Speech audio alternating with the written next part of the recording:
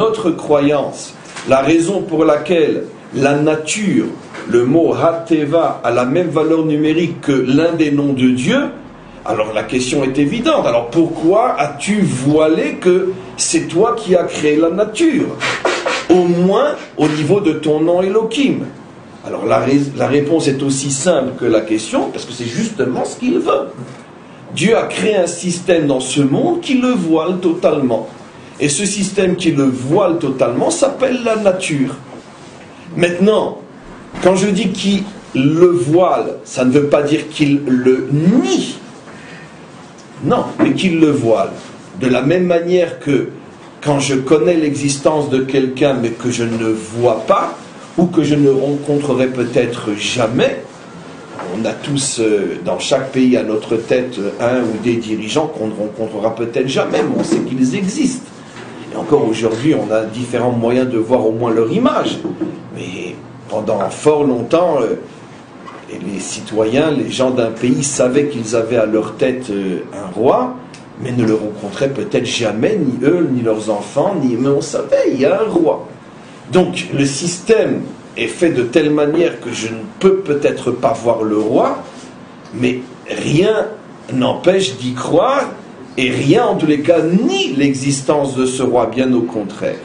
Ce qui veut dire que le nom Elohim qui se cache à l'intérieur de la nature nous empêche de voir réellement Dieu, mais d'un autre côté, elle ne nie bien sûr pas pour celui qui est honnête et qui veut accéder à ce niveau, la nature ne nie pas l'existence de Dieu, seulement la connaissance de Dieu qu'on a au niveau de la nature s'appelle en hébreu Emouna, en français la foi. Qu'est-ce que signifie Emouna? C'est du domaine de la croyance, mais non du domaine de la preuve. Je crois, mais je ne peux pas prouver. Ce qui explique que la nature ne peut pas prouver Dieu, mais ne peut pas non plus le nier. Ça me rappelle ce que je vous avais déjà expliqué lors d'un cours, que lorsque quelqu'un vous dit « mais prouve-moi que Dieu existe », vous devez lui répondre avec la même force et la même certitude « mais toi, prouve-moi qu'il n'existe pas ». Or, il est clair, mais ça on ne va pas le faire dans le cadre de ce cours, qu'il est beaucoup plus difficile de prouver que Dieu n'existe pas que de prouver qu'il existe. C'est absolument évident.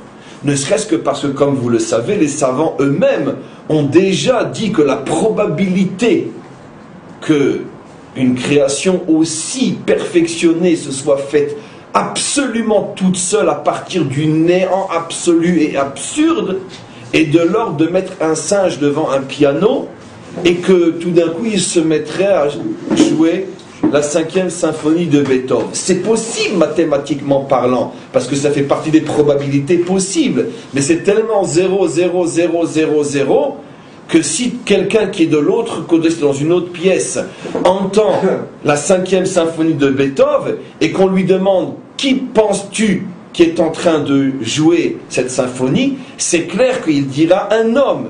Mais si on lui dit c'est peut-être un singe, si c'est un homme qui a appris les lois de la statistique ou de la probabilité, il dira oui, probablement parlant, ça peut être un singe. Mais la probabilité est tellement 0,0 par rapport à l'évidence que ça doit être un homme, que pourquoi veux-tu que je rentre dans cette probabilité plus qu'incertaine?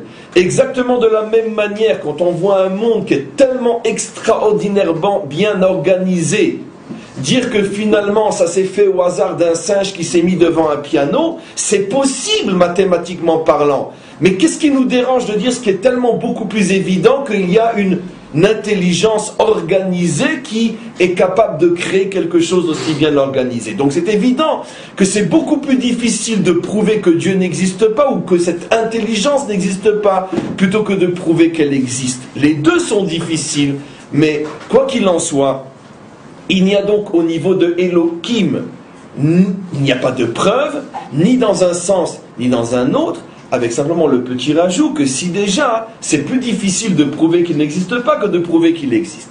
Ça, c'est Elohim. Pourquoi Dieu a voulu ça? Parce que ça fait partie du système. Dieu voulait une connexion à lui par le biais de la Emouna, par le biais de la croyance. Je ne peux pas prouver, je ne peux pas démontrer, mais je crois. Maintenant, d'où vient la croyance?